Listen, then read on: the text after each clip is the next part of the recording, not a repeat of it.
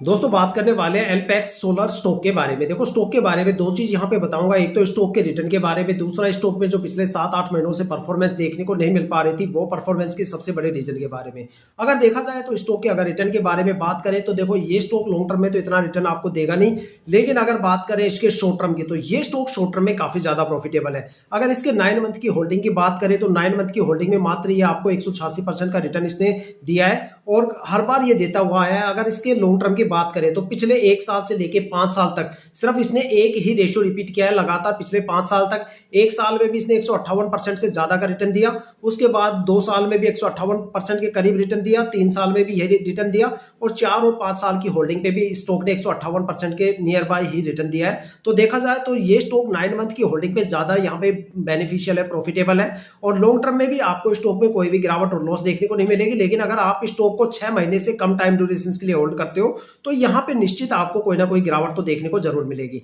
तो अगर ये थी रिस्क रिटर्न के बारे में बात। अब बात करने वाले कि स्टॉक में जो पिछले 7-8 महीनों से परफॉर्मेंस देखने को मिलनी चाहिए थी वो आखिर क्यों नहीं मिल पाई, उस स्टॉक के पीछे का सबसे बड़ा रीजन देखो मैंने आपको काफी ज्यादा वीडियो में बताया था भाई लीप ईयर आ रहा है, थोड़ा संभल के रहना। लीप ईयर में सबसे ज्यादा गिरावट या मार्केट में क्रैश आते हैं क्योंकि लीप ईयर काफी ज्यादा खास होता है इंडियन स्टॉक मार्केट के लिए, क्योंकि लीप ईयर में इंडियन स्टॉक मार्केट अपनी लिक्विडिटी को हैंडल करता है, सारे स्टॉक एक प्राइस रेंज में फंस जाते हैं और सबसे ज्यादा गिरावट लीप ईयर में हमें देखने को मिलती है। ठीक है, जिन स्टॉक में लिक्विडिटी सबसे ज्यादा होती है वो स्टॉक लिक्विड गिरावट के सबसे ज्यादा शिकार होते हैं और जिन स्टॉक के अंदर लिक्विडिटी ना के बराबर होती है वहां पे हालांकि देखो गिरावट तो नहीं होती लेकिन कोई खास पॉजिटिव मोमेंटम भी आपको देखने को नहीं मिलता। और अगर इस बार देखा जाए तो कॉन्सिक्वेंस ऐसा रहा कि यूरोप के हालात काफी ज्यादा खराब थे, वहां पे जियोपॉलिटिकल टेंशन बनी हुई थी जिसको चलते एशियन स्टॉक मार्केट काफी ज्यादा इंपैक्ट हुआ, जिसके चलते अगस्त और सितंबर में इंडियन स्टॉक मार्केट में दो सबसे बड़े क्रैश देखने को मिले। जैसे तैसे करके अक्टूबर में मार्केट अपने आप को रिकवर करती है, अपर सर्किट लगते हैं, तो वैसे ही वहां पे क्वार्टरली रिजल्ट बीच में आ जाते हैं और ट्रेडिंग विंडो क्लोज हो जाती है, जिसके चलते एफआईआई काफी बड़ी लेवल पे बिकवाली कर देती है